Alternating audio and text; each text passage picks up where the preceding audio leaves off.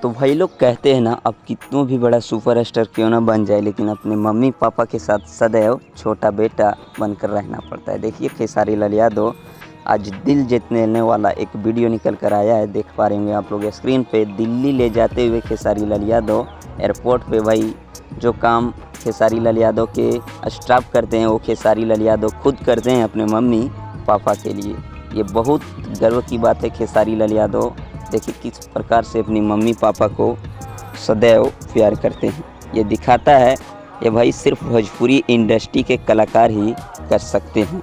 आप लोग देखे होंगे बॉलीवुड के बड़े बड़े सुपरस्टार बनने के बाद माता पिता को भूल जाते हैं, लेकिन ये प्यार है खेसारी लाल यादव का जो मम्मी पापा के साथ सदैव छोटा बेटा बनकर रहता है। आप लोगों को वीडियो अच्छा लगा हो तो लाइक कीजिए और ज़्यादा से ज़्यादा शेयर कीजिए।